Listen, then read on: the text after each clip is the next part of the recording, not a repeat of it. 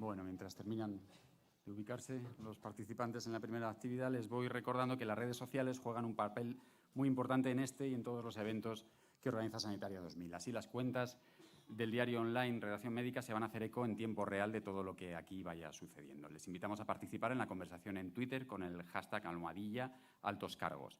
Además, en Facebook se recogerá al final de esta jornada el primero de los álbumes de fotos del día y algunas de las mesas se retransmitirán por Facebook Live.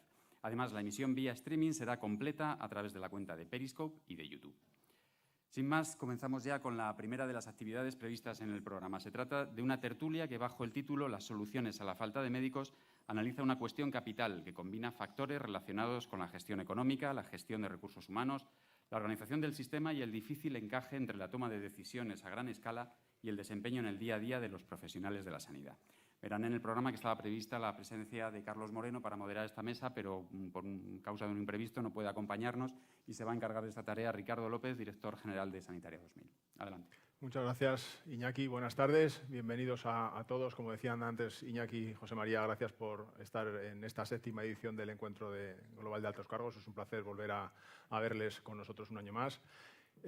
Como decía también Iñaki, Carlos Moreno evidentemente le ven en el programa y en la foto y no está aquí. Ayer por la noche a última hora nos avisó de que no podía venir, un problema de agenda de última hora le ha impedido estar aquí.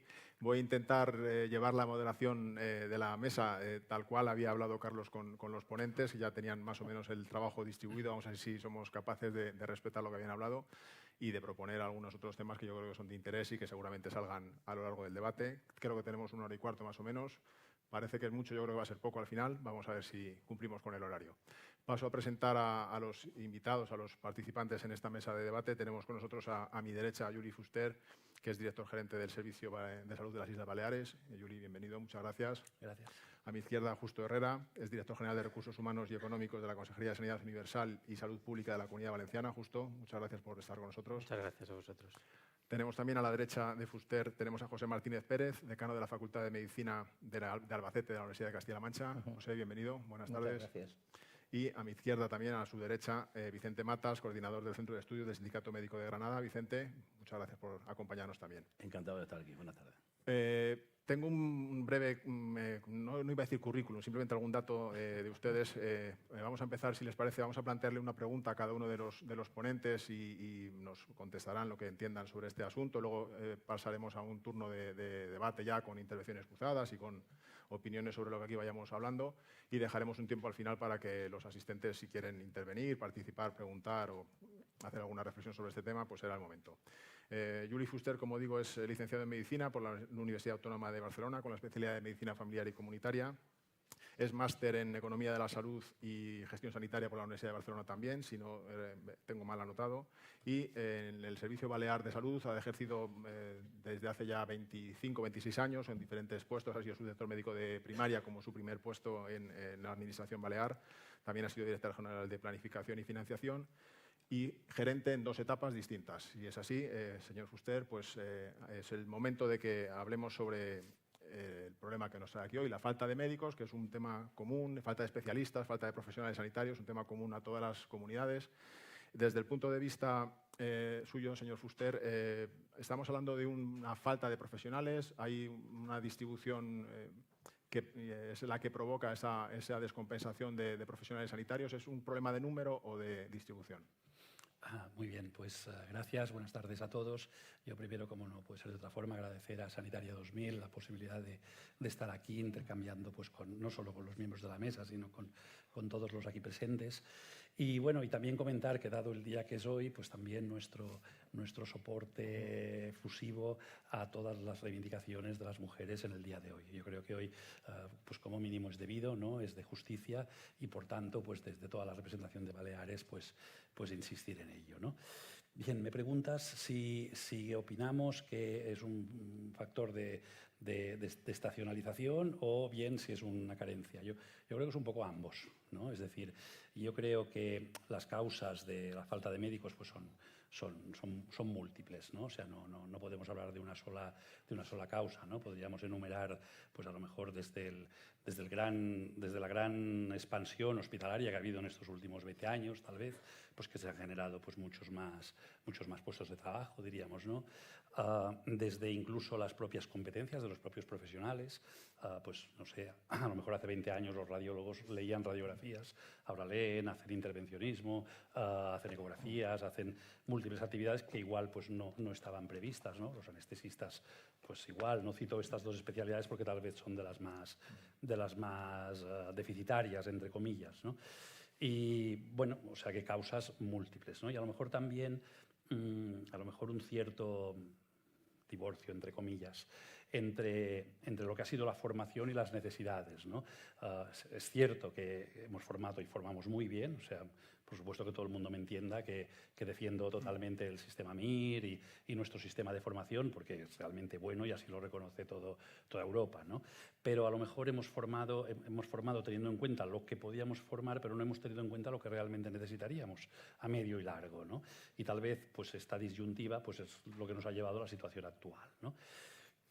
Por otra parte, a lo mejor también escaso desarrollo profesional en otros colectivos, ¿no? Que, bueno, estoy hablando de políticas de sustitución que a lo mejor no se han impulsado de manera suficiente, ¿no? De manera que hubiera podido ser, y también ha creado una médico-dependencia, de alguna forma, diríamos, ¿no? Y yo creo que, bueno, todo esto son causas, ¿no? Y luego, lo que comentas es obvio que sí, es decir, es mucho más atractivo. Por ejemplo, en nuestra comunidad, en Baleares, tenemos un hospital que es de primer nivel, que son Espases, luego uno CASI, que son Llàtzer, y luego comarcales, ¿no? Evidentemente, en Son Espases no tenemos ningún problema para fidelizar a gente, para que venga. En cambio, en el hospital de Ibiza, en el hospital de Menorca, sí tenemos más dificultades, ¿no? Por tanto, está claro que esto también está ahí, ¿no? Por tanto, yo respondiendo a tu pregunta, te diría que ambos factores, ¿no? O sea, probablemente no hemos calculado bien, ¿no? A lo largo de los años, y luego, pues, evidentemente, pues, problemas en la distribución. Muchas gracias por esta primera intervención. Es el turno de Justo Herrera, es licenciado en Ciencias Económicas y Empresariales por la Universidad de Valencia, doctor en Ciencias Económicas por esta universidad y ha sido profesor titular y director del Departamento de la Universidad de Valencia de Dirección de Empresas. Autor de manuales sobre recursos humanos que pues, es vinculado con la responsabilidad que ahora desempeña en la Comunidad Valenciana. Señor Herrera, hablábamos antes, un poco antes de llegar aquí, de cómo puede paliar en cierta medida la oferta pública de empleo que se está trabajando entre comunidades autónomas, si esto puede ser una posible solución a corto plazo, al menos, ¿no? Para el problema que plantea el señor Fuster, ¿no? De esa déficit o de esa falta en algunos lugares y en algunas especialidades. Muy bien, buenas tardes a todos. Muchas gracias a Sanitaria por la invitación. Me sumo a las palabras de mi compañero de Baleares en cuanto a la felicitación también en este día tan excepcional a todas nuestras profesionales de todos los servicios, pero también incluso compañeras que tenemos aquí hoy acompañándonos en este evento.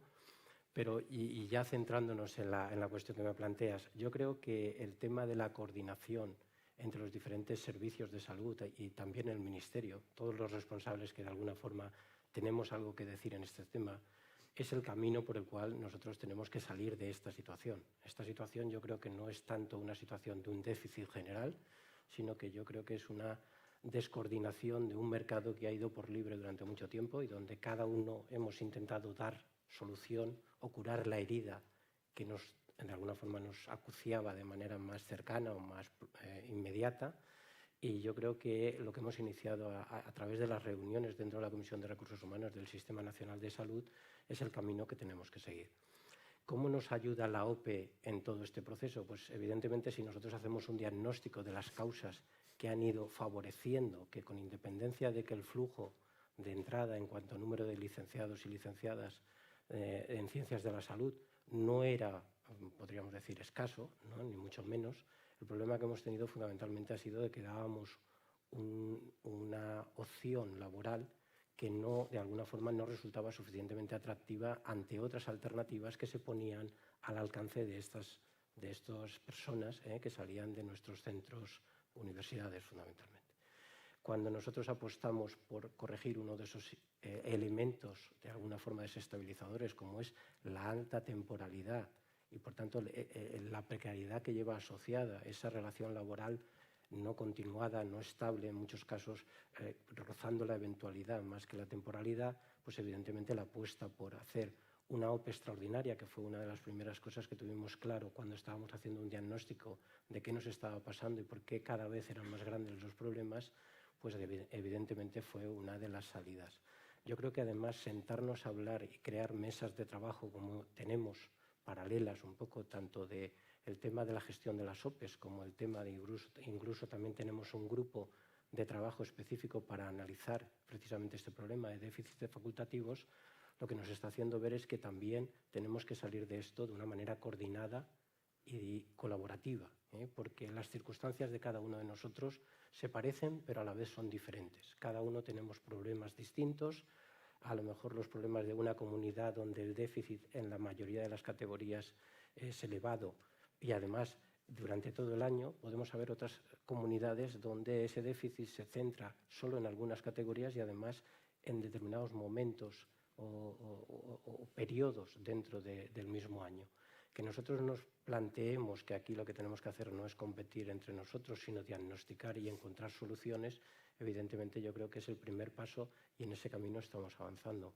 Creo que lo de coordinarnos y apostar por una recuperación de la estabilidad en el empleo, valga decir que, por ejemplo, en la Comunidad Valenciana tenemos ahora mismo, hasta que empiecen a fructificar los esfuerzos que estamos haciendo de convocatorias, una tasa de temporalidad del 37,5%, pues lo que denota es una barbaridad en cuanto a lo que debe ser las tasas técnicas, que sí que es verdad que deben existir en nuestro sector, pero que no a estos niveles y con esta dimensión, ¿no?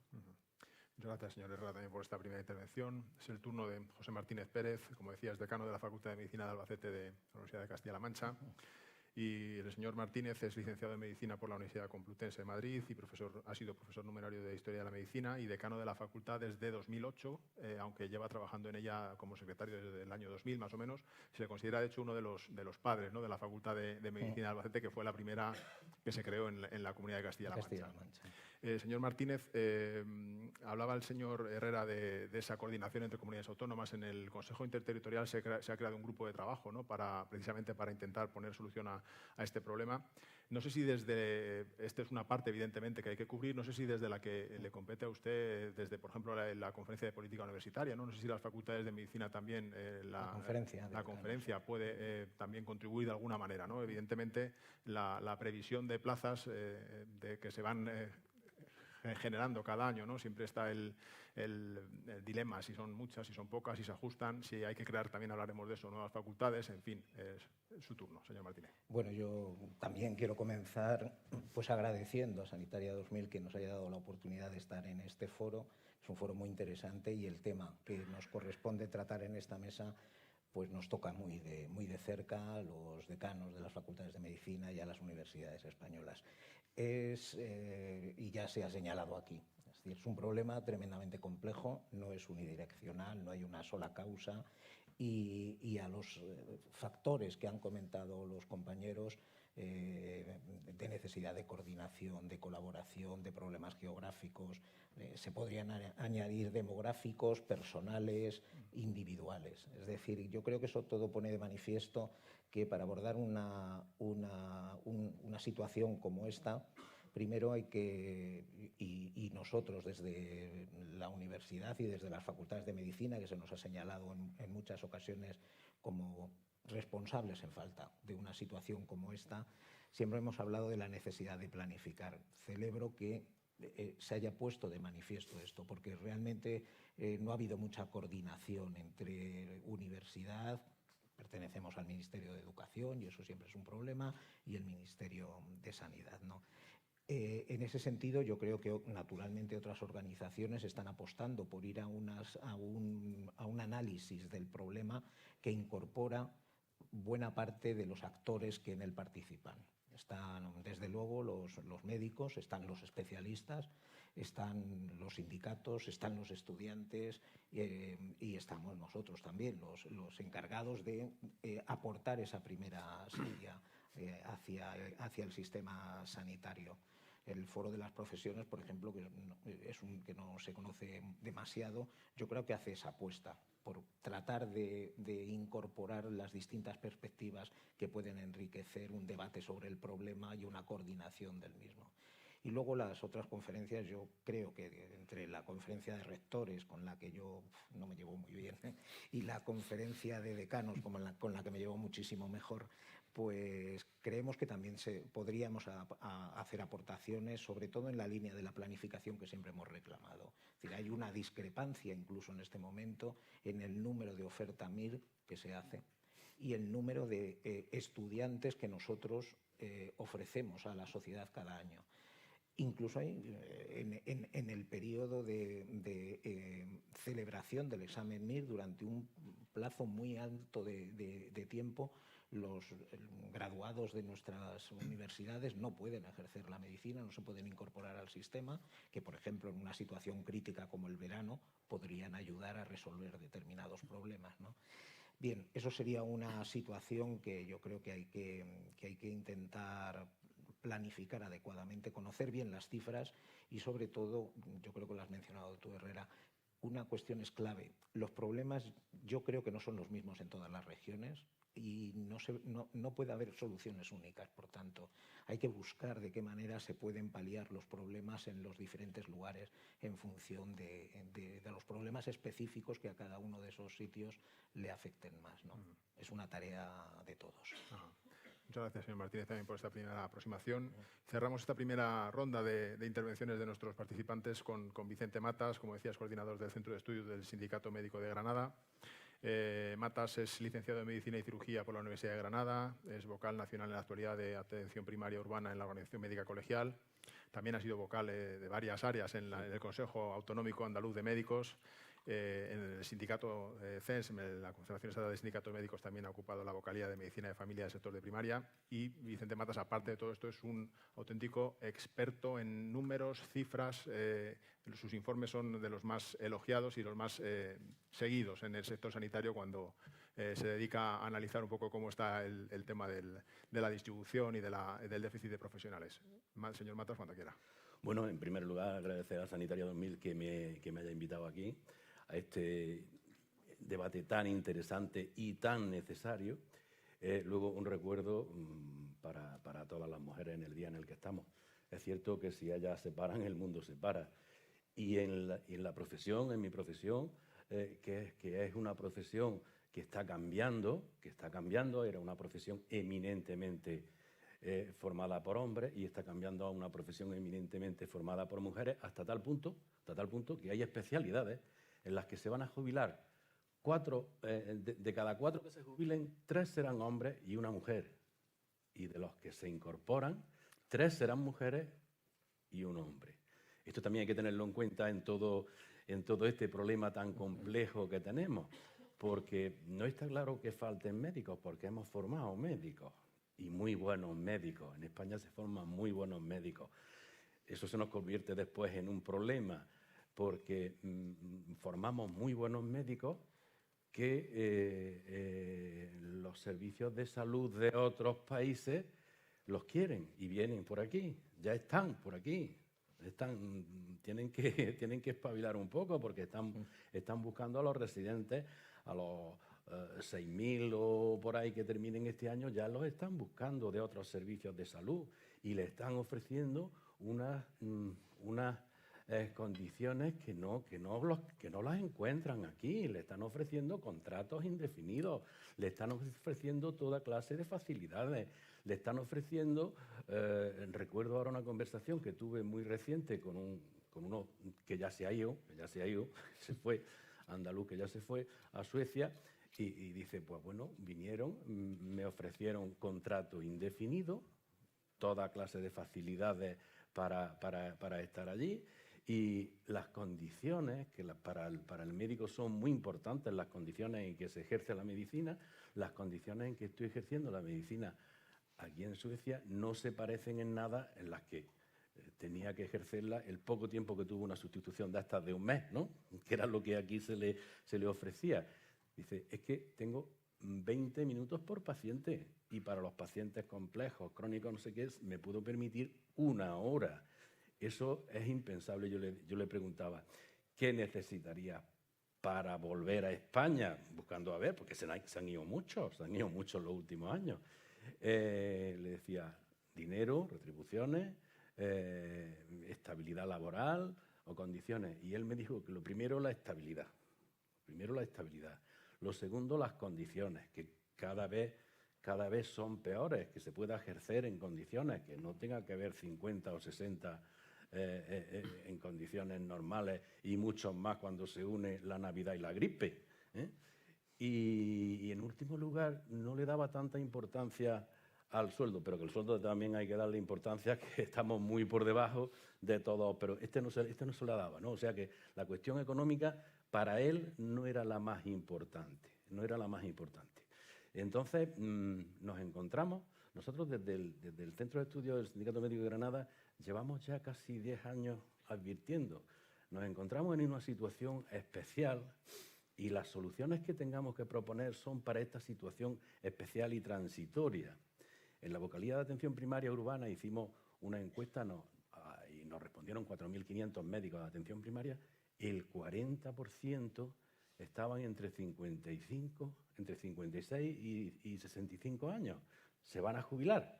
No se sabe cuándo, porque ahora no sabemos la edad en que te jubilas, ¿no? Pero en los próximos 10 años van a estar en condiciones de jubilarse. Pero eso es excepcional. Eso es una situación excepcional que viene de aquellos años 80 en los que terminábamos promociones muy numerosas y que ahora, pues bueno, pasan los años y ya estamos en esas edades.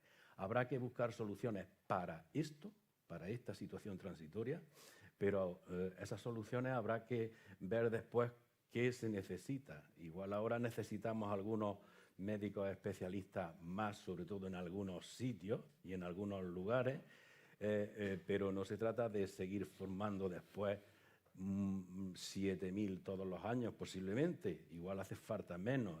Estoy en un grupo en el que vamos a estudiar muy detenidamente todo eso. El tema es muy complejo. Y dentro de todo eso tenemos que tener en cuenta también que la profesión ha pasado de ser una profesión de hombres a ser una profesión de mujeres, que también influye en todo esto. Muchas gracias, señor Matas. Si le he entendido bien, una de sus afirmaciones ha sido que no hay falta de médicos, que hay más o menos los médicos que necesitamos. En principio se han formado los médicos que más o menos se necesitaban. En Valencia y en Baleares, por ejemplo, ya que están ustedes aquí, ¿tienen falta de médicos en sus dos comunidades autónomas? ¿Es un problema numérico, como decía? Yo creo que el primer error de concepto que estamos a veces asumiendo es que hablemos de médicos como un único mercado de trabajo. Cada una de las especialidades es su propio mercado. Entonces, nos podemos encontrar que cada comunidad tenemos déficit en una serie de especialidades. Es cierto que tenemos una serie de especialidades especialmente deficitarias. Y entonces, en la Comunidad Valenciana, en los periodos estacionales, fundamentalmente en periodo de verano, pues tenemos dificultad para cubrir vacantes en las especialidades que luego coincide la inmensa mayoría de comunidades, que tenemos problemas en pediatría de primaria, en anestesistas, en radiólogos, en una serie de categorías que posiblemente la evolución que ha ido haciendo la demanda asistencial, como bien decía Yuli, en cuanto a nuevas técnicas, el que se tengan que aplicar tratamientos anestésicos en procesos que antes no se aplicaban, etcétera, etcétera, ha llevado a que ahora mismo lo que tengamos sea déficit en determinadas especialidades y no tengamos o podríamos decir incluso que tendríamos incluso exceso de oferta en otras. Eso está claro. Si cogemos el mercado como un único mercado, posiblemente no nos falten médicos. Lo que nos faltan es personas en determinados momentos del año y en determinados territorios para poder resolver en categorías y en especialidades muy específicas. ¿Coincide, señor Fuster, desde su punto de vista de la Administración balear? ¿Es una situación parecida a la que plantea el señor Herrera? Es parecida, sí. Nosotros, yo te diría que en alguna especialidad, claro, no se puede hablar de déficit de médicos en conjunto, ¿no? O sea, yo ahí coincido plenamente, ¿no? Pero sí que, por ejemplo, nosotros tenemos determinadas especialidades, como puede ser anestesia o radiología en concreto, que tenemos déficit todo el año, no solo estacional, ¿no? Es decir, si ahora aquí apareciesen 2 anestesistas y quisiesen venir, yo me los llevo El año puestos. pasado los consejeros que estuvieron en el panel reclamaron también, aprovecharon para pedir anestesistas. Tanto esto está ahí, ¿no? Y luego, evidentemente, los periodos estivales y vacaciones y todo eso, pues más, esto se acentúa, ¿no? También tiene mucho que ver un poco con lo que comentaba antes, ¿no? Que el abanico de competencias de las especialidades ha aumentado, y no solo el abanico de competencias. Ahora estamos intentando poner en marcha un programa de prevención del cáncer de colon. Eso quiere decir más digestivos, porque salen más, al menos de entrada. Después tal vez disminuyan, porque efectivamente, probablemente el programa ayude a disminuir la incidencia, pero de entrada son más digestivos, ¿no? Claro, esto cuando empezamos a formar los digestivos hace no sé cuántos años, pues no lo tuvimos en cuenta porque no éramos adivinos y no sabíamos que íbamos a poner en marcha este programa, ¿no? Por lo tanto, yo creo que este es un factor que sí que está, ¿no? Y yo, si me permites, yo también un poco, también contestando al compañero del sindicato médico, yo creo que también hay que pensar, o sea, evidentemente es un debate muy profundo, ¿no? Y en el cual yo creo que estamos todos de acuerdo en que hay que planificar muy seriamente y a muchos años vista, ¿no? Porque nosotros, por ejemplo, estamos en la estrategia de cronicidad que se hablará en la próxima mesa, ¿no? Bien, vamos a crear unas infraestructuras para cronicidad, ¿no? Esas infraestructuras necesitarán unos recursos que tenemos que pensar en ellos, porque es que es ahora cuando hay que formarlos para que cuando tengamos esas infraestructuras acabadas pues puedan dar servicio, ¿no? Pero también hay que tomar medidas a corto, ¿no? Y yo creo que a corto pues hay que ser un poco imaginativo, ¿no? Y antes se ha hablado de la jubilación, ¿no? Y bueno, pues yo creo que tenemos que replantearnos muy en serio si uno tiene que jubilarse a los 70 o... El otro día le hicieron un homenaje en Palma a un juez muy famoso que se ha jubilado y se ha jubilado a los 72, porque el hombre está en sus plenas facultades mentales. Bueno, pues a lo mejor hay que reflexionar sobre ello, a lo mejor hay que reflexionar sobre los contratos. A lo mejor a mí me puede interesar contratar 2 horas a un radiólogo para que me lea mamografías. Pongo este ejemplo concreto porque tenemos ese problema, ¿no? Pues puede ser interesante para mí y para él, ¿no? Entonces yo creo que esto hay que hablarlo y hay que ver a ver si podemos posibilitarlo en la medida. Y también estoy de acuerdo con el compañero en que, que hay que incentivar a los profesionales, aunque también España es lo que es, ¿no? Y es verdad que los salarios nuestros son muy inferiores a los de Europa, pero también es verdad que son superiores a la media nacional, ¿no? Entonces ahí también tenemos un equilibrio difícil de conjugar, ¿no? Hablábamos antes de ese déficit casi estructural, no coyuntural, ¿no? En algunas especialidades. No sé si desde el área formativa se puede poner remedio, por lo menos intentar poner soluciones a esas especialidades que estamos viendo. Ha salido aquí radiología, anestesia, pediatría. La oferta formativa que se está generando para esas especialidades que ya son casi sistémicas, ¿no? En cuanto a su déficit, está yendo a la par, no solo en estos casos, sino en general. La oferta formativa va a la par que las necesidades del sistema. Hablaban el señor Matas de que a lo mejor 7.000 y pico residentes al año es una cifra excesiva, ¿no? No sé si eso está bien calculado, no sé si, como decía también el señor Martínez, el estar entre educación y sanidad, eso dificulta un poco al final que cuadren los números, ¿no? Sí, nosotros en las estimaciones que hemos hecho pues están saliendo de las facultades, del conjunto de facultades de medicina, algunos médicos más, en torno a unos 500 o así, sobre la oferta MIR. Ahora mismo salen unos 500 médicos más de los que serían...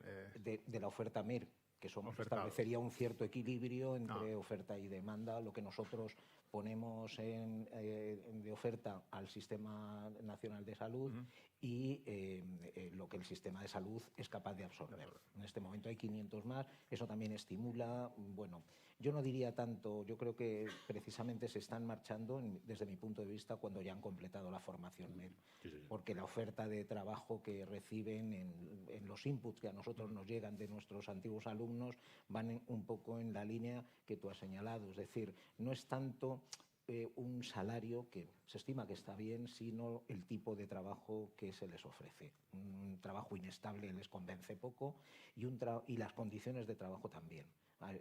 Medicina es una carrera muy larga, son 6 años, más luego la formación MIR, totalizamos 11 años.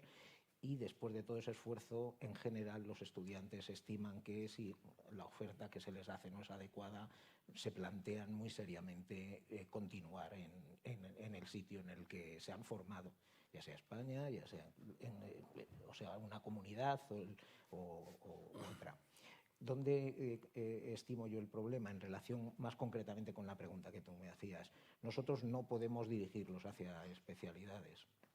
Realmente tienen contacto con todas. Por ejemplo, en nuestra facultad el último año prácticamente está dedicado a un rotatorio que desde la conferencia de decanos estimuló, una especie de MIR cero, y los estudiantes pueden elegir, hacemos una especie de remedio del sistema MIR donde, según sus notas, pueden elegir las especialidades que van a realizar. No coinciden con las necesidades en general. Cada comunidad tiene sus necesidades, pero cuando tratan de rotar y diseñar su rotatorio por distintos servicios de los que les ofrecemos, en general no coinciden con las necesidades, con aquellas especialidades que son más necesarias en el Sistema Nacional de Salud o donde hay más problemas. Eligen en general, pues qué sé yo, cosas como cirugía plástica, dermatología, en fin, que son pues cosas que en este momento tienen, por unas razones u otras, un atractivo especial para ellos. Dermatología nos dicen que porque no se hace guardias, lo cual abunda en la idea que tú tienes sobre una determinada condiciones de trabajo, y cirugía plástica porque como hacen estas maravillas que hacen, pues les impacta mucho y quieren encajarse así. También hay mucha gente que quiere hacer cardiología, cuidado, pero no coincide. O sea, que tampoco es un número, como están comentando, de problemas numéricos, sino de que luego la oferta ya a nivel de especialidades no se adecua a las necesidades que se han encontrado luego. A lo mejor hay que generar más plazas de esas especialidades y menos de otras. Señor Mata. Quiero aclarar una cuestión. Efectivamente, se forman unos 500 licenciados, graduados de medicina más que las plazas que se convocan MIR, pero se quedan sin opción a plazas más de 1.500, 1.500 o 1.600, sí. Porque en el MIR también llegan unos 600 extranjeros, comunitarios o no comunitarios, que consiguen plazas. Y también hay otro fenómeno curioso que está disminuyendo ya, pero hay otro fenómeno curioso que es especialistas que se presentan otra vez al MIR para hacer otra especialidad, sí, lo que sea, y residentes que abandonan la residencia y se presentan otra vez pues, por el mismo motivo. Entonces, todo eso hay que meterlo en la costelera y entonces resulta que cada año estamos formando a 1.500 o 1.600, este año quizás sean más, licenciados graduados en medicina que hoy por hoy en España ni en Europa pueden trabajar porque no son especialistas. Europa y en el resto del sitio ofrecen trabajo a los que ya han terminado el MIR, La planificación en todo esto hay que hacerla a largo plazo. Son 6 años de residencia, 6 años de facultad, es un año se pierde en el MIR preparándolo y tal, y luego son 4 o 5 años de formación MIR, o sea que nos estamos poniendo en 11 o 12 años. Ahí hay que poner las luces largas. No se puede mirar el capó del coche en esto porque si no nos vamos a estrellar. Hay que mirar a 12 años vista. Y ahora que estamos en esta situación transitoria, las 6.500 o por ahí plazas que salen en el MIR pues van a resultar insuficientes para los próximos años, porque estos que entran este año no termina hasta dentro de 4 o 5 cuando esto va a estar peor todavía. Transitoriamente tenemos que ampliar las plazas MIR fundamentalmente en esas especialidades en las que se está detectando que hay déficit, entre otras cosas para también no dejar entre comillas en el limbo 1.500 todos los años, que han estado 6 años en la facultad y que llegan al MIR y no se encuentran plazas. Se presentarán al año siguiente, muchos estudiarán más y eso, pero el número va a seguir saliendo. Uno u otro se van a quedar fuera. Y es una incongruencia que transitoriamente, en estos 10 años así, los vamos a necesitar y no los vamos a poder usar porque no hemos terminado de formarlos, los tenemos ahí a medio formar. Cuando pase este tiempo, Cuando pase este tiempo, la siguiente jornada, la siguiente década de médicos, en los que ahora tienen entre 45 y 55, ya no son el 40%, son el 20 y tantos por ciento. Entonces habrá que a lo mejor que salgan de las facultades de medicina, pues, voy a decir un número por decir algo, 4.500, y que se formen 4.500. O nos planteamos el formar más y que se los vayan llevando por ahí, si se los quieren seguir llevando, ¿no? Hay que planificarlo esto muy bien y planificarlo a 11 o 12 años vista. Pero la tendencia no es esa, ¿no? Es una de las cosas también que les quería sacar en esta mesa. Las nuevas facultades de medicina es una de las polémicas también, señor Martínez y el resto de participantes, ¿no? Hay muchas facultades de medicina en España, somos el país de Europa que más tiene, no sé si el segundo del mundo que más tiene, y creo que hay en perspectiva unas cuantas en vías de abrirse. Parece que la provincia que no tiene facultad de medicina no está haciendo las cosas bien. No sé si en sus comunidades, no sé si están en esa situación, sí que en alguna otra sé que sí que están en esa tesitura. No sé si ven necesario ampliar la oferta formativa en cuanto a nuevas facultades de medicina. Si quiere, señor Martínez, por razones obvias. Bueno, y el resto sí, y ahí vamos a ver desde la conferencia de decanos, y cuando eran 27, se pusieron ya muchas trabas a que surgiera la 28, el doble ya, que ¿no? es la de Castilla-La Mancha, la primera, la de Albacete, y desde entonces no han parado. Y siguen sin parar. Esto es una tendencia que, bueno, yo creo que tiene básicamente razones de carácter político, hay que decirlo, no tanto porque yo también pienso que las facultades podemos de alguna manera abastecer suficientemente de médicos, y la cifra, si son 4.500, la tenemos cubierta de sobra. En este momento ya son unos 7.000. Vamos a ver. Hacer nuevas facultades de medicina y reducir el número de estudiantes sería muy bueno, porque hay un aspecto que no hemos comentado, que es el de la calidad. No solo tenemos que tener médicos suficientes, sino cada vez mejores. Y ya son muy buenos. No nos podemos permitir reducir la calidad de los médicos que trabajan en el sistema público español, porque es magnífica. Y cada vez salen mejor preparados de las facultades de medicina. Estamos haciendo esfuerzos suficientes. Entonces hay que conjugar ambas cosas. Nos vendría bien. Bueno, yo no soy de los que dicen no más facultades de medicina. Lo que digo es que hay que ajustar el número de estudiantes que entran en las facultades de medicina, eso sí. Y para eso hay que hacer una planificación que intentamos desde la conferencia de decanos, y siempre lo hemos tratado de poner de manifiesto. Hay que coordinarse mejor. No sé si a 11 años. Yo incluso me parece que eso es una... Bueno, no es tan a largo plazo como parece. A mí me parece que eso es un plazo medio y al que se podría atender. Pero es que hay que contar con otros aspectos con los que no siempre, como tú has señalado, podemos manejar. El panorama epidemiológico es cambiante, muy cambiante, y en medicina puede cambiar de la noche a la mañana con una epidemia, sin más, que obliga a focalizar los esfuerzos en otra dirección, que por tanto, si ese panorama es cambiante y dependiendo de cuáles sean los problemas médicos a solucionar, la financiación también va a ser muy cambiante, y ya no solo depende de los problemas sanitarios a resolver, sino de la situación económica de la nación.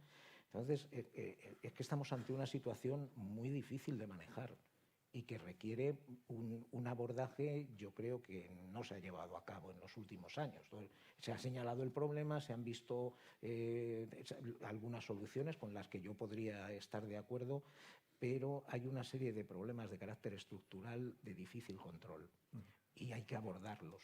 Hay que ver de qué manera se puede intentar que esos problemas estructurales no afecten la fórmula final, metiéndonos en la fórmula para que de esa manera no distorsionen el resultado final, ¿no? Y son de difícil encaje. Sí, señor Fustero, señor Herrera, sobre las nuevas facultades de medicina. La opinión del señor Mata la conozco, aunque también la puede expresar como es lógico. Bien, yo creo que estamos hablando de un mercado de trabajo que tiene dos procesos. Si entramos en el primero, que tiene que ver con la oferta universitaria, aquí hay que encajar no solamente lo que luego va a demandar el mercado finalmente de los diferentes servicios de salud y la actividad de los diferentes hospitales, incluyendo ahí la sanidad privada, sino también la capacidad y la estructura que tenemos para una formación que tiene una singularidad con respecto a otro tipo de formación universitaria, y es que necesita para ese aprendizaje excelente que tenemos en estos momentos una infraestructura de centros universitarios, de centros acreditados para poder tener, digamos, prácticas de pregrado, que es la que es y tiene las limitaciones que tiene, ¿vale? Es decir, tenemos una capacidad, una infraestructura que al final termina siendo el mercado el que termina absorbiendo a estas personas que se han formado, pero que tiene una capacidad que es limitada y que si de una manera descontrolada, de una manera desproporcionada, el mercado va generando más oferta desde el punto de vista universitario, el problema lo vamos a tener en cuanto a la dimensión del sistema para poder dar esa docencia de calidad. No basta con que haya tamaño de aulas, tiene que haber tamaño de infraestructura sanitaria para poder llevar a cabo esa formación práctica que está vinculada a los procesos formativos. Aparte de eso, yo planteaba también que hay una segunda fase en ese proceso del que igual luego vamos a hablar, que es de alguna forma pasada la fase de acceso desde la universidad a la residencia, el recorrido que hay desde la residencia a convertirse en una persona ya habilitada y ya preparada para incorporarse al sistema. Entonces ahí tenemos también una capacidad y un recorrido que debemos empezar a explotar. Tenemos unidades docentes con un número de plazas acreditadas que no se están colmando, y además tenemos una inercia histórica de que el número de plazas que se ofertan en cada una de las comunidades autónomas y por parte de cada una de las unidades docentes es el efecto arrastre o continuidad de las que se ofertaron el año anterior, cuando realmente donde estamos, en la situación en la que estamos, fundamentalmente lo que estaríamos es necesitados de que las plazas que tenemos acreditadas, sobre todo en aquellas especialidades que pueden generar problemas, estuvieran, si no colmadas, por lo menos mucho más aprovechadas de lo que están. También tenemos que hablar, ¿por qué no?, de los requisitos y la excesiva burocracia que se está planteando para la acreditación de unidades de docencia para los diferentes servicios y para las diferentes comunidades. Todo eso forma parte de la solución. Como estabais diciendo antes, estamos hablando de un problema multifactorial, donde cada uno de los factores importa y es relevante. Yo creo que a día de hoy no tenemos un problema de falta de oferta universitaria. Tenemos más un problema de que ese proceso esté como mucho más planificado, como mucho más ordenado y como mucho más estudiado, porque ahora mismo cada uno estudiamos y hacemos nuestros análisis un poco de una manera mirándonos el propio ombligo y no más allá. Sí, yo coincido plenamente con lo dicho. Yo quería decir que nuestra comunidad precisamente es una de las últimas que ha abierto Facultad de Medicina el año pasado. O sea, tenemos ya 2 cursos, ¿no? Es una facultad de medicina pequeñita con 60 alumnos, yo creo que por curso, ¿no? Yo creo que con muy buena calidad. Y yo te diría que no responde a un deseo político, ¿no? Y digo esto porque todos los partidos políticos de todo el espectro estuvieron totalmente de acuerdo, por tanto, no se trataba de competir con nadie. Sí que el hecho de ser islas y el coste que tiene mandar un estudiante a la península, pues cuesta, aunque también lo hacemos con arquitectura o con otras cosas que no tenemos, ¿no? Pero sí que esto era un elemento importante. Y después también los propios condicionantes del sistema. Tenemos un instituto de investigación que lo estamos potenciando mucho, que le hemos duplicado el presupuesto, pero que para conseguir su acreditación, pues si no tenía facultad de medicina, pues prácticamente no era nadie, ¿no? Entonces, pues una serie de elementos pues, que confluyen en ello, ¿no? Nosotros estamos orgullosos de tenerla y no creemos que, es más, creemos que al revés, que puede contribuir a que alguno de los que vienen a estudiar medicina a Baleares pues se quede en nuestras islas, ¿no? Haga el MIR y se quede en nuestras islas, ¿no? Pero yo por añadir otro tema, un poco más de complejidad a todo el tema, que ya de por sí lo es, ¿no? Es también, y tiene que ver con la formación, pero a lo mejor más con la formación MIR que con la pre, ¿no? Aunque me ha alegrado mucho oír que el rotatorio que planteáis es un mini-MIR, porque nosotros estamos convencidos que así debería ser, ¿no? En realidad. ¿Qué nos está sucediendo ahora? Que ahora encima, dentro de las especialidades, tenemos al especialista, al traumatólogo de la mano, al del codo, al del hombro. Y yo digo en broma, y pronto tendremos al de la mano derecha y al de la mano izquierda. cuando a lo mejor, y eso no es que esté mal, no es que yo lo critique, o sea, para un hospital de tercer nivel, pero lo que tenemos mucha necesidad es de un traumatólogo todoterreno que esté en el comercal y que te resuelva la mano, el codo, el brazo y el hombro, ¿no? Y ese es un problema añadido en pediatría. Hoy en día ya no es el pediatra, ya es el pediatra neumólogo, es el pediatra cardiólogo, es el pediatra que, aunque no existan estas especialidades o no estén plenamente reconocidas, al final es así, ¿no? Entonces esto todavía añade un factor más de complejidad y de agravar el problema, que yo creo que ahí en la formación MIR sí que se debería abordar y se debería pues intentar incentivar de alguna forma que se formasen pues especialistas de cabecera, por decirlo así, ¿no? A mí me gustaría, no sé si el señor Matas quiere añadir algo en este sentido. Sí, en esto decirle que en el MIR salen especialistas de cabecera. Sí, sí. La especialización se hace después en los hospitales porque se crean unidades y tal, y eso, pues, bueno, hay que tenerlo en cuenta y hay que eso. Pero sí, del MIR salen de cabecera. Y salen médicos de familia, quizás menos de los que vamos a necesitar, pero salen médicos de familia. Y precisamente quería llevar a colación que en Baleares el año pasado hicieron una cosa que estuvo bien, que fue dirigirse a los que iban a terminar, que se sabe los que son, y ofrecerle un contrato por un año. Este año también. Y consiguieron que se quedaran casi todos por allí. Cierto. Y se mejoró mucho la cosa porque me lo ha transmitido a mí el vocal de Baleares y tal. Y esa es un ejemplo, aprovecho que hay aquí más, para hacer. Hay que hacer como el Servicio Nacional Inglés, como los franceses y como los suecos que vienen por aquí a buscar. Tienen ustedes que dirigirse, por además los tienen allí, dirigirse a los MIR de cuarto o quinto año y decirle un año de contrato. Ahora, si hacen como se hace en algunos sitios, que es el MIR el que va a buscar y le dicen, bueno, veremos a ver, un mes en agosto lo tienes seguro, pero luego quizás 15 días más en septiembre. Ya se ha acabado eso de que existan 15.000 médicos parados para trabajar 2 meses en el verano y 15 días en Navidad. A eso no podemos volver.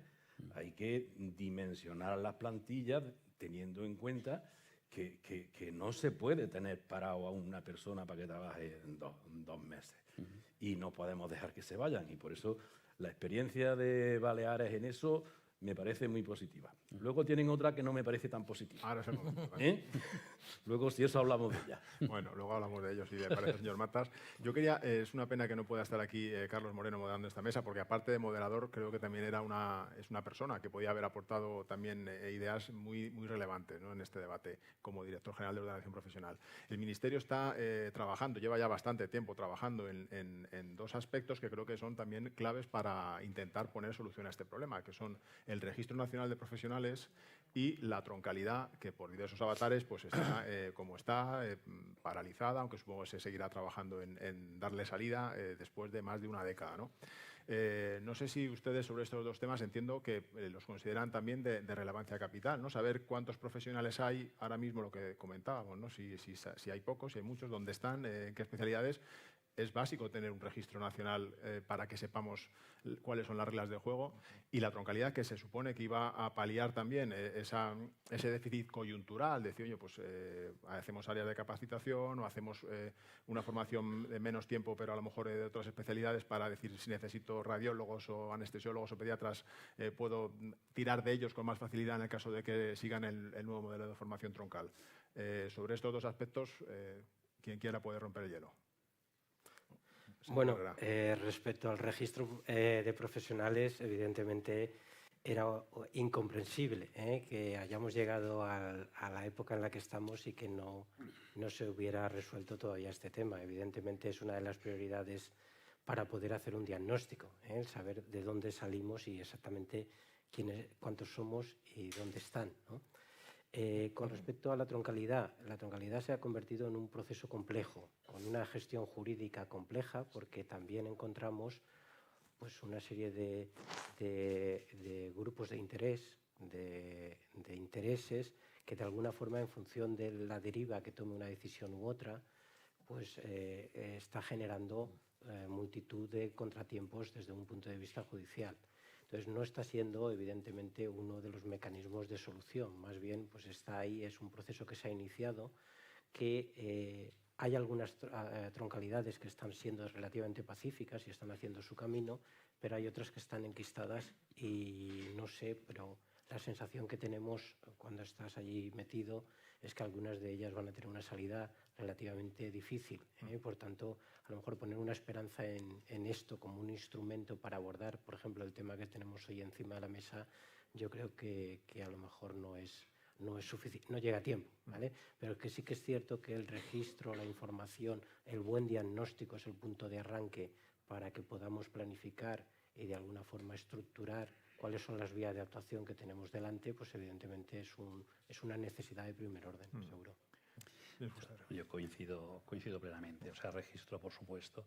O sea, claro, sin registro pues no conocemos. Podemos conocer lo nuestro, de nuestra comunidad, pero no de lo de los demás, ¿no? Y podemos intuir, pero vaya, desde luego, registro, si es una asignatura pendiente, yo creo que viene de... Pero ¿tienen ustedes noticia de cómo está? Supongo que han recurrido a sus servicios autonómicos para que aporten datos. No sé si es Sí, yo creo que es cuestión de poco tiempo, porque cada una de las comunidades hemos aportado los datos, se está trabajando en la homogeneización de la información y el feedback que nos llega del Ministerio es que es una manzana ya bastante madura a punto de caer, pero sabría exactamente. En este sentido creemos que sí, ¿no? Y en cuanto a troncalidad, pues bueno, yo también soy un poco escéptico, especialmente en alguna troncalidad, ¿no? Entonces yo desde luego no lo veo como solución a los problemas actuales, ¿no? Nosotros además pensamos también un poco que la troncalidad debería iniciarse en la facultad. O sea, de hecho, lo que ha dicho el compañero, ¿no? En sexto, ¿no? Ahí es donde debería empezar la troncalidad, ¿no?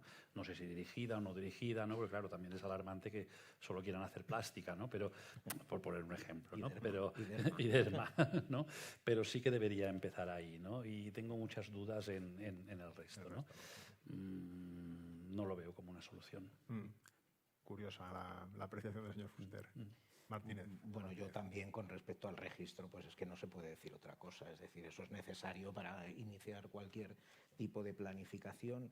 La troncalidad, yo, viéndolo desde un ámbito distinto, la contemplaba de una manera bastante, algunos de los aspectos, y en líneas generales contenía algunas fórmulas que permitían o que podían ayudar a que el sistema y el personal trabajando en él tuviera una mayor flexibilidad, una mayor capacidad de adaptación a los procesos de cambio. Claro, se hizo evidente desde el principio que era una fórmula muy contestada por los profesionales, sobre todo por determinados especialistas, y en las facultades de medicina hubo serio alboroto. Es decir, los estudiantes no lo entendían, no les gustaba nada y se han opuesto claramente a esa propuesta. Hombre, empezar así un camino nuevo no es adecuado, y también coincido con ellos, en el sentido de que yo creo que, bueno, aunque pensando que la fórmula y el diseño y el planteamiento inicial contenía elementos importantes para poder mostrar un poco de flexibilidad ante los procesos de cambio, también desde el principio despertaba demasiadas resistencias. Y eso, para echar a andar una cosa, hombre, no parece adecuado. Habría que haber limado todo eso mucho más. Antes. Señor Matas. En cuanto al registro, pues es inconcebible que no exista. El registro no lo tiene usted, ¿no, señor Matas? El registro No, yo no tengo el registro. Tiene todos los datos. Quien tiene registro es la OMC. La OMC es el registro que hay hoy por hoy más eso. De vez en cuando saca un informe y creo que va a salir pronto alguno y eso, pero la administración tiene que tenerlo también. Hace falta un registro por especialidad, por sexo y por edad para hacer una planificación más o menos razonable. Eso es totalmente necesario y un déficit de nuestro servicio sanitario, ¿eh? Y bueno, si sale ya pronto, pues enhorabuena. Tarde, aunque sea tarde, enhorabuena. En cuanto a la troncalidad, el tronco médico está teniendo problemas, el tronco médico, porque ha habido variaciones ahí y de medicina de familia es una de las especialidades que más creían en la cuestión esta de la troncalidad, y está pidiendo ya que si no se cambian las cuestiones, salir del tronco.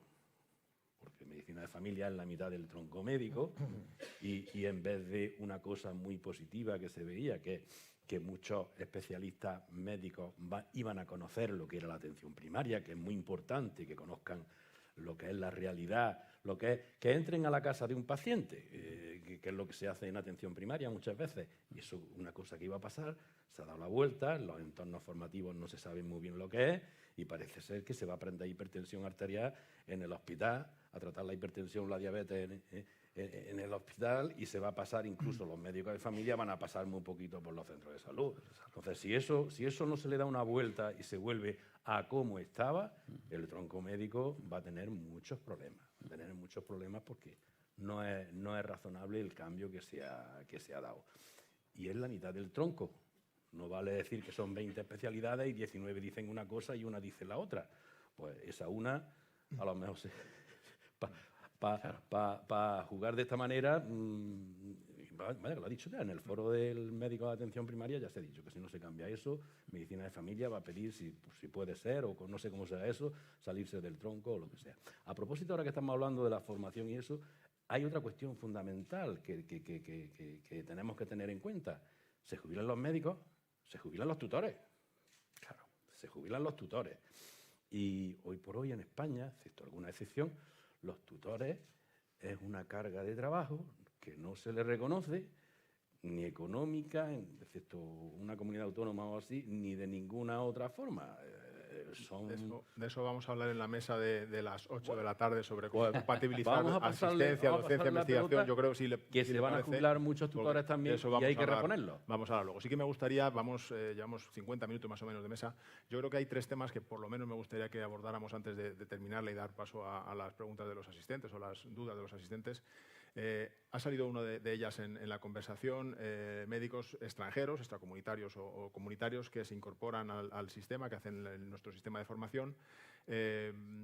Son una solución también, son un parche, hay que contar con ellos, hay que utilizarles cuando es conveniente. Es también habitual que a los medios de comunicación salten problemas en los servicios de salud autonómicos de contratación de médicos, a lo mejor en una situación no demasiado regular, pero que los servicios autonómicos muchas veces no tienen más remedio que acudir a sus servicios. También, si les parece, el señor Herrera y el señor Fuster por también razones obvias, ¿no? Empiezo yo. Hombre, yo creo que en este momento de necesidad, pues habría que solucionarlo, ¿no? Y ya que los hemos formado aquí y demás, pues facilitar en la medida de lo posible y al máximo, pues que puedan trabajar. De hecho, como tú bien dices, los diferentes servicios de salud, pues de una manera o de otra los estamos intentando contratar, ¿no? Por lo tanto, yo creo que en este sentido, pues es una necesidad, ¿no? Dicho esto, hombre, no deja de ser un parche. Es decir, si antes hemos hablado de que los nuestros se van y luego resulta que nosotros tenemos que importar a otros, qué curioso, ¿no? No estoy en contra de que vengan, ni mucho menos, ¿no? Pero lo que tendríamos que intentar es un poco pues esta estabilidad que hablábamos antes para que los nuestros no se vayan, ¿no? Esta estabilidad. Yo estoy totalmente de acuerdo con la incentivación, por ejemplo, de los tutores, ¿no? O sea, pues es una carga de trabajo más o menos llevadera, ¿no? Y no está demasiado incentivada, ¿no? Nosotros, por ejemplo, en Baleares estamos preparando un decreto, ¿no? para regular esto, ¿no? Y espero que en unos próximos meses pues esté saliendo adelante, ¿no? Pero yo creo que eso es importante, ¿no? Por lo tanto, sí, regularizar de manera lo más rápido posible, pero no como la panacea, sino esto es un parche, hay otras cosas que tenemos que hacer, ¿no? Sí, yo también, igual que antes decíamos que el problema es un problema multifactorial, yo creo que la solución es un agregado de soluciones de urgencia y soluciones de medio y largo plazo. Evidentemente, a día de hoy, los profesionales que vienen extracomunitarios terminan siendo una solución que algunas consejerías, que algunas comunidades no tienen más remedio que aprovechar. De hecho, estamos incluso planteando en la mesa de trabajo, de las mesas de trabajo precisamente de déficit de facultativos del Sistema Nacional de Salud, el plantear algún tipo de mecanismo para que a través del Ministerio del Interior los permisos de residencia puedan ser algo más duraderos y se puedan ampliar. Pero, como bien decía el compañero de Baleares, estamos ante más que una medida muy provisional y además que tampoco es la solución al problema que tenemos, pero que evidentemente es un tema más y al que tenemos que enfrentarnos como una solución que de alguna forma nos está salvando en coyunturas de especial necesidad, pues evidentemente no lo tenemos que ver como una amenaza ni mucho menos. Señor Mazas. Sí, yo creo que estamos mezclando un poco los temas.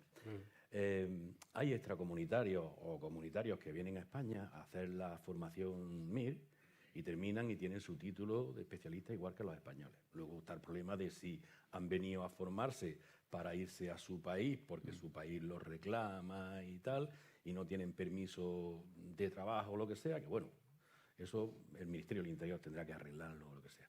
Pero luego hay otro problema, que son médicos de otros países, formados en otros países, que vienen aquí y que necesitan una homologación, que lleva unos trámites, que lleva unas cosas, porque aquí estamos formando médicos muy bien formados, de alguna forma los estamos dejando que se marchen, y ahora nos vienen otros de otro sitio y tendremos que ver qué formación tienen. Y tienen que pasar por unos trámites y tal. Esos son los que, en principio, lo mismo que cualquier español que ha terminado y forma parte de esos 500 o 1.500, que son más de 1.500, que no se han podido formar en el MIR, pues tampoco se les puede contratar porque no son especialistas. Esos son los que son. Habrá que homologarlos con los trámites oportunos antes de contratarlos. Y en algunos sitios se están contratando sin homologar. Sobre la homologación, el señor Martínez seguro que también tiene algo que decir. La homologación para nosotros es, al margen de lo que han comentado, con lo que yo estoy de acuerdo, es dolorosa. Es dolorosa porque implica la necesidad de incorporar personas de otros países con la formación que traigan, pero desde luego muchos de los... También está indicando que si tenemos un número entre 2.000 y 3.000 que se nos están yendo, cada 2 años, cada año, eso es doloroso porque se nos está yendo muy buena gente, muy buena gente. Y claro, si por otra parte tenemos que traer a otras personas es porque aquí se necesitan médicos. ¿Qué es lo que falla? Es decir, yo no decía tanto lo de las razones políticas antes de una determinada manera, sino porque hay un elemento ahí que es cierto. Un amigo mío me decía, sé que te vas a enfadar conmigo porque lo que voy a decir perjudica a las facultades de medicina. Pero si en una comunidad autónoma no hay facultad de medicina, pero se genera una política de atracción, pues como ocurre en Suecia, les faltan médicos, pero hacen unas ofertas magníficas de trabajo, no van a tener un problema de falta de médicos. En ese sentido, claro, es decir, no sé si las personas que vienen a homologarse y a trabajar en España hacen una demanda de trabajo como la que están haciendo los médicos que nosotros licenciamos después de 6 años o graduamos después de 6 años y la que ofrecemos al sistema público de salud después de 5 años de residencia, que es un médico excelente. Entonces es que eso es, insisto, y por volver al principio, muy doloroso, porque creo que habría que articular medidas para retener a esa gente que se está el talento que se está yendo, ¿no? que se está yendo. Otro de los 2 temas que me gustaría abordar antes de terminar, hablaban de esas necesidades coyunturales, ¿no? De falta de especialidades, de momentos, como decían, o bien la gripe en invierno o bien el verano, cuando Baleares se llena de turistas a los que hay que atender. Sus respectivas normativas, las suyas y las en general, las que existen en las comunidades autónomas de nuestro país, permiten flexibilidad en esa contratación, en ese movimiento de profesionales, en ocupar los espacios que se van necesitando. ¿Son las administraciones públicas ágiles o pueden serlo por las normativas laborales que tienen para suplir este tipo de problemas? Siempre la sanidad privada, en ese sentido, no critica, pero sí que dice, bueno, nosotros somos flexibles, nuestra normativa es flexible para este tipo de situaciones, y siempre los gerentes de hospitales públicos se quejan de eso. Nosotros no podemos muchas veces hacer más porque estamos un poco constreñidos por las normas, ¿no? Señor Herrera. Bueno, las normativas son tan flexibles como lo que son, pero luego la gestión de esas normativas sí que puede ser a veces más flexible. Nosotros, por ejemplo, nada más llegar, tomamos la determinación de que íbamos a hacer aperturas extraordinarias de las bolsas para todas aquellas categorías que están en régimen de residencia, nada más finalizará cada uno de los periodos de los cursos correspondientes. No hace falta cambiar la normativa para hacer eso, ¿eh? Es una cuestión exclusivamente de tomar una decisión que de alguna forma nos estaba costando, que muchos de nuestros residentes acababan su periodo formativo y ni siquiera tenían la posibilidad de inscribirse en nuestras propias bolsas, que en muchos de esos casos hubieran optado, a lo mejor la oferta no hubiera sido muy atractiva, pero ese hilo de continuidad que les daba el poderse inscribir en esa bolsa del departamento donde había sido formado y donde ya tenía un cierto arraigo, pues evidentemente facilitaba todo eso. Creo que también hay otros mecanismos más domésticos de gestión que se pueden ir mejorando. Nosotros, por ejemplo, en la nueva orden de bolsa que estamos trabajando o en el decreto que va a sustituir el anterior decreto de jubilaciones, hacemos un análisis precisamente evaluando y condicionando las decisiones también a las situaciones de cobertura de plazas de categorías con especial dificultad en territorios o en zonas de especial dificultad de cobertura. Por ejemplo, para el tema de la prolongación de la edad de jubilación que hablábamos antes, nuestro plan de ordenación anualmente genera un registro de cuáles son las categorías y las zonas de difícil cobertura y automáticamente eso da una facilidad en la decisión de autorización de la prolongación de la edad de jubilación que no se plantea, por ejemplo, en un departamento y en una categoría donde lo que tengo es una oferta excesiva, donde no tengo problemas en las bolsas, etcétera, etcétera. O en el caso de las bolsas, otra de las cosas que estamos poniendo encima de la mesa, que es un mecanismo que queremos meter nosotros en nuestra nueva orden de bolsa, pero que creemos que también puede ser una idea interesante a nivel del Ministerio, es incentivar de alguna manera a aquellas personas que acuden a cubrir plazas en contrataciones temporales en las zonas y en las categorías de especial dificultad de cobertura. Algún tipo de incentivo tenemos que encontrar, porque hay veces que pensamos que a lo que hay que incentivar es a los residentes que acaban de salir, pero hay veces que esas asimetrías de trato, que yo no termino de estar del todo convencido cuando hablamos de incentivar o ofrecer a una persona que acaba de terminar su residencia un año de contrato, y por qué no al que está en la bolsa 20 años. Lo que tengo que hacer es buscar soluciones que me permitan que aquello que resulta poco atractivo, de alguna manera, no que lo vayas a convertir en plenamente atractivo, pero que mejore su atractivo. Entonces, mecanismos e instrumentos tenemos, son instrumentos de gestión, no tanto. A veces las normas sí que nos avalan o sí que nos capan determinadas posibilidades, pero en muchas ocasiones las normas no son tan restrictivas como a veces nuestra falta de capacidad de interpretar una situación y de, con los instrumentos que tenemos, intentar dar pequeños pasos. Señor Fuster. Bueno, pues un poco también coincido con el compañero. Nosotros pensamos que las normas son lo que son, ¿no? Y sí que mantienen unas ciertas rigideces, por ejemplo, en sistema retributivo, por ejemplo, en horario a contratar y demás, que estaría muy bien si se pudiesen adaptar y se pudiesen evolucionar, ¿no? Por lo tanto, yo creo que ahí valdría la pena hacer una reflexión y ver hacia dónde se puede avanzar, ¿no? Luego, evidentemente, nosotros pues, también hemos hecho pues, lo que hemos podido, diríamos, lo que estamos pudiendo, ¿no? Pues aparte de lo que comentaba el compañero, de ofrecer contratos estables, también lo hicimos con los que llevaban en la bolsa, ¿no? Y lo seguimos haciendo. Otra cosa que hicimos enseguida de llegar fue cambiar. O sea, teníamos un porcentaje altísimo de eventuales, pues los hemos convertido prácticamente todos en interinos, ¿no? O sea que esto pues también ha sido una línea importante, ¿no? Que además ahora se completará con la OPO, ¿no? O sea que en este sentido, bien. En la atención primaria en concreto, que es uno de los puntos más débiles, pues hemos posibilitado la actividad extraordinaria. No sé en otras comunidades, pero en Baleares no existía, ¿no? Ahora los médicos de atención primaria pues pueden hacer actividad extraordinaria, peonadas. A mí no me gusta llamarlo así, pero bueno, es el término coloquial, ¿no?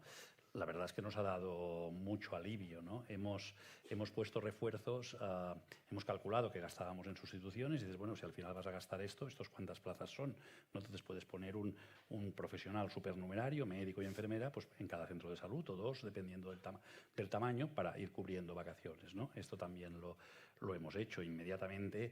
Hemos intentado hacer atractiva nuestra oferta, aprobamos una carrera profesional que yo creo que es de las mejores en estos momentos que hay. Incluye interinos. Creo que somos la única comunidad en la cual los interinos y eventuales juegan en carrera profesional. Tenemos un plus de fidelización, lo has comentado antes, para Ibiza, Menorca y Formentera. Este plus ya existía, pero estaba congelado desde el año 2012 y estaba topado, ¿no? Entonces, lo que hemos hecho pues, ha sido descongelarlo, ¿no? Actualizarlo, y precisamente lo han cobrado en la nómina. Y esto es para la gente que está, no para los nuevos, ¿no? Sino incluso para que no se vayan, ¿no? Por tanto, bueno, todas las herramientas que están a nuestro alcance, pues claro que las intentamos desarrollar, ¿no? Ahora, insisto, estaría bien también dar una vuelta a la propia normativa, a la propia rigidez normativa en cuanto a sistema retributivo, en cuanto a objetivos y en cuanto a posibilidades de contrataciones pues más cortas, ¿no? Porque puede interesar mucho a un profesional pues un contrato más pequeño, y esto hoy en día tiene muchas dificultades. No sé si mata, señor Martínez, sobre este punto. Las normas están ahí y son mejorables siempre, pero el problema más que con las normas es con la aplicación de las normas. Hemos estado en un tiempo en el que la norma dice que si hay una plaza vacante tiene que haber un interino que se nombra, y hasta que no venga una oposición o un concurso de traslado, allí está el interino, que eso da estabilidad hasta que se produce eso. Pero no se hacía eso, y en algunos sitios no se hace eso. En vez de un interino, se contrata un eventual por un mes, y el mes que viene, pues vamos a ver. Forges, quiero recordar a Forges porque la medicina, los médicos hemos perdido mucho con la muerte de este humorista, que era genial, y entonces pues las casta al vuelo. Tiene una viñeta magnífica en la que se ve un gerente diciéndole a un pobre MIR recién terminado, bueno, un médico, y no sé qué, vamos a firmar un contrato de 5 minutos y luego ya veremos. Bueno, de 5 minutos no, pero de lunes a viernes sí, de 24 horas sí, de un mes sí, y luego veremos. El luego veremos es una forma muy original de gestión. Luego veremos en atención primaria. Luego veremos a ver el gasto farmacéutico cómo está. Entonces, una cosa son las normas que se pueden mejorar, otra cosa es la aplicación de las normas, que han dejado mucho que desear, mucho que desear. Y luego otra cuestión es las bolsas. Hay bolsas que tardan 2 años en baremarse los médicos. Eso es inconcebible en la era en la que estamos, pero tardan 2 años. Y luego vamos a las oposiciones. Aparte de que no se convocan como se debieran de convocar, hay ejemplos de convocatorias de oposiciones que después de hacer el examen han tenido que esperar 11 años para resolverse. Y sin llegar a 11 años, 3 o 4, infinidad de ejemplos. Eso tira para atrás a nuestros compañeros, que lo dejan y se van y eso. O sea, las normas se pueden mejorar, pero apliquemos bien las normas, hagamos oposiciones regularmente y terminémoslas en un tiempo prudencial, que tenemos el ejemplo, que es muy complejo, del MIR, que se hace todos los años y que en 3 meses está cada uno en su sitio. Yo no entiendo cómo se pueden tardar 3, 4 años y hasta 11, que no voy a decir la comunidad autónoma, pero hasta 11 años en resolver una cuestión de esta. Hay que ponerse las pilas.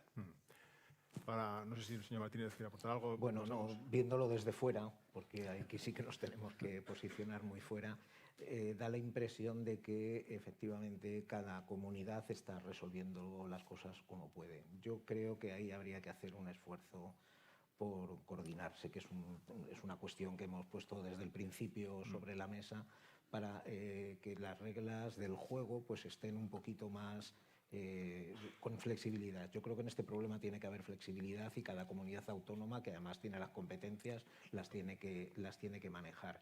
Pero sí unas líneas de actuación que los médicos las conozcan de sobra y que no se van a mover mucho, ¿no? de una comunidad a otra esas reglas del juego, que no son leyes, que a veces son muy difíciles de cambiar, sino que son una serie de actuaciones que en cada comunidad se están poniendo en marcha para solucionar el problema y que a mí me parece que en unas se ponen con más decisión y con más valientes, ¿no? que en otras comunidades. Y yo creo que los resultados luego se dejan ver.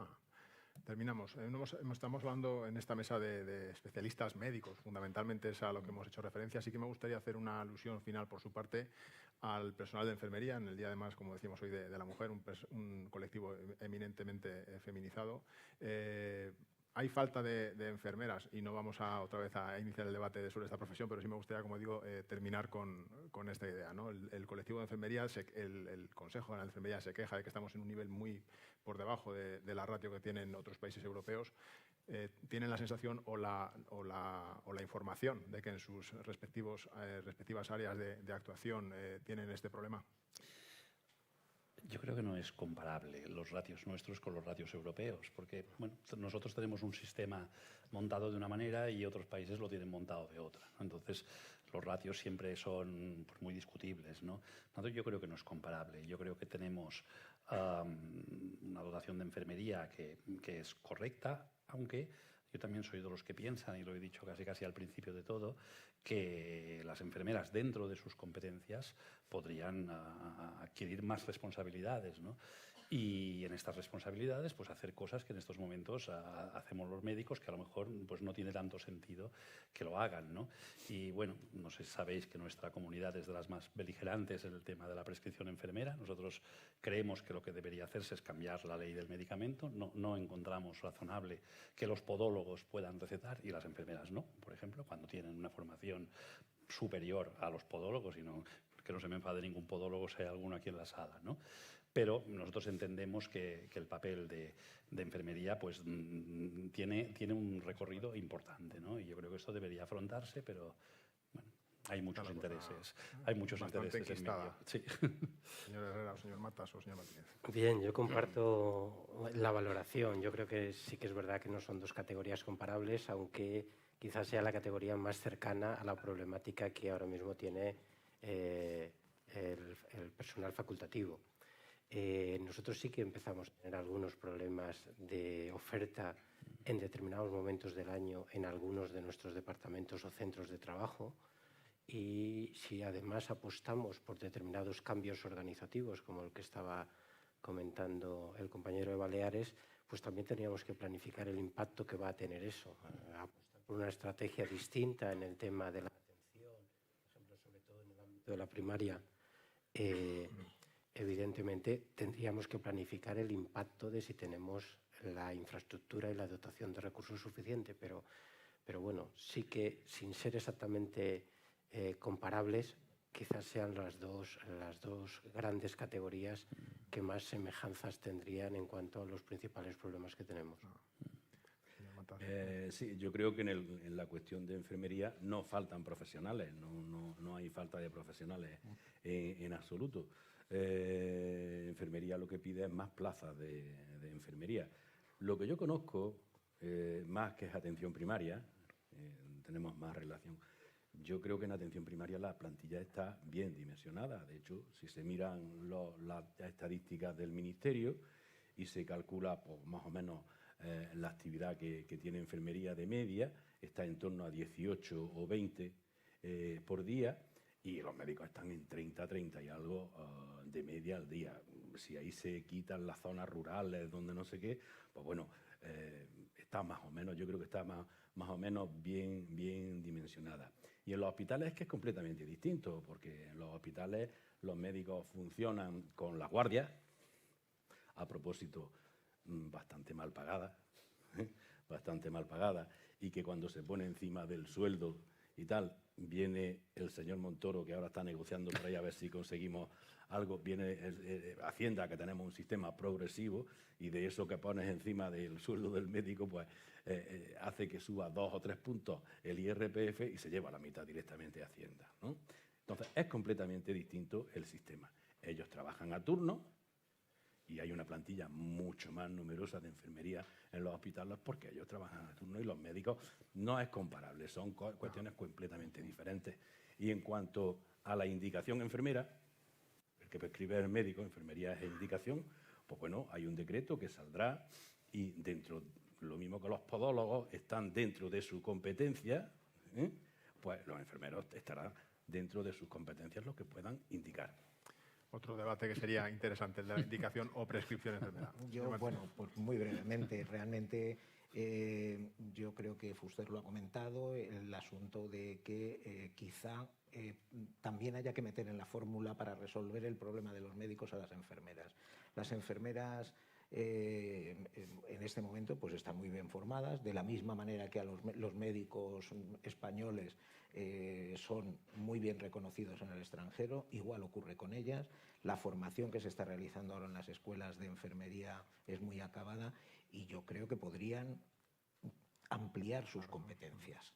Si amplían sus competencias pueden contribuir a reducir la carga de trabajo asistencial por parte de los médicos y a lo mejor también por esa vía de una reducción de la presión asistencial podría obtenerse una mayor calidad de asistencia cuando realmente el médico tiene que actuar y no distraerse con cosas que a lo mejor puede hacer otro personal en este momento con garantías. Siempre con garantías para el paciente, desde luego, pero yo creo que por ahí, por unas enfermeras mejor formadas como están en este momento, y no digo que antes estuvieran mal formadas, simplemente que ahora son capaces de hacer más cosas. ¿No? Son capaces de hacer más cosas, vamos a dárselas y ver cómo van rodando. No se pierde mucho, realmente. Muchísimas gracias. Hemos cubierto justo el tiempo que teníamos previsto, pero aún así, si alguno de los asistentes quiere realizar alguna pregunta, alguna reflexión sobre lo que hemos hablado, es el momento, tenemos tiempo para ello.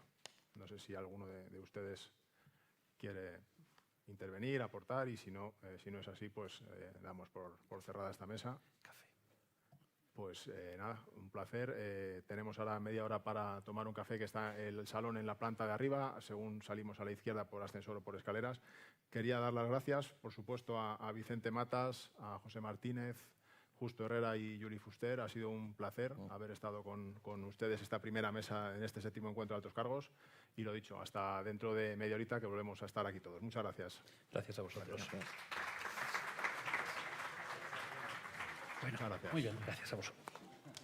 Bueno,